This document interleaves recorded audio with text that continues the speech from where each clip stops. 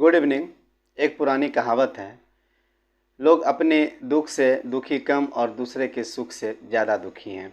इसी पे एक छोटी सी कहानी है। एक धनी व्यक्ति थे जो कि प्रत्येक दिन अपने इर्द गिर्द के लोगों को खाना खिलाया करते थे। यह सिलसिला काफ़ी दिनों तक चल रहा था। इसी बीच में एक बार रसोइये से दरवाज़ा किचन का दरवाज़ा बंद करने में भूल हो गई और उसमें कुछ गलत प्रवृत्ति के लोग भंडार रूम में घुस के खाना में जहर डाल दिए। किसी को पता नहीं चला। सुबह रसोइया आए और जैसे रोज़ खाना बनाते थे, खाना बना के वो सब व्यक्ति को खिलाने लगे। क्योंकि खाना में पहले से ही जहर मिल चुका था, तो उसे खा के बहुत सारे लोग की आकस्मिक मृत्यु हो गई। कुछ लोग बीमार हो गए। हर तरफ राजा की चर्चा होने लगी, धनी व्यक्ति की चर्चा होने लगी। धनी व्यक्ति को रहा नहीं गया। वो थोड़ा सा सात्विक विचार का था और उन्होंने बिना कुछ कहे अपने घर से विदा ले लिया। वो काफ़ी दुखी था। चलते रहा, बहुत सारा गांव पार कर गया, फिर भी वो नहीं रुका।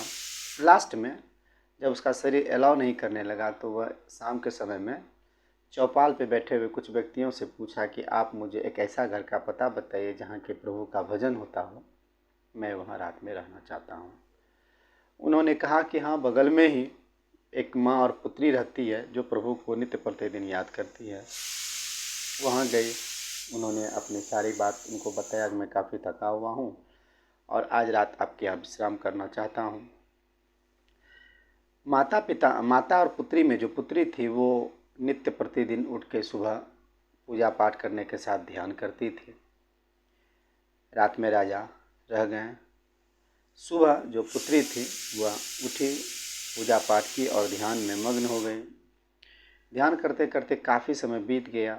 जब वो ध्यान से जगी तो उनकी माता ने कहा कि जब तुम्हें पता था कि आज अपने यहाँ अतिथि आए हैं और वो जाने वाले हैं तो तुम्हें इतना समय क्यों लगा? तो पुत्री ने कहा कि माँ, मैं एक सपना देख रहा था और सपना में देखा कि कुछ व्यक्ति के ऊपर आरोप लग रहा था। तो प्रभु जो हैं वो असमंजस की स्थिति में थे कि इसमें दोषी कौन है। तो राजा को लगा कि राजा नहीं, वो उस व्यक्ति को लगा कि ये क्या बात है। तो वो भी उस कहानी को जानना चाहा। तो उन्होंने कहा कि ऐसा है माँ कि एक गांव में एक व्यक्ति प्रत्येक दिन अपने सगे संबंधी को खाना खिलाया करते थे, लेकिन किसी व्यक्ति ने उसके खाने में जहर मिला दिया। तो प्रभु ये तय नहीं कर पा रहे थे कि जहर मिलाने वाला दोषी, कि रसोइया खाना बनाने वाला दोषी, कि खिलाने जो व्यवस्था करते थे वो दोषी। राजा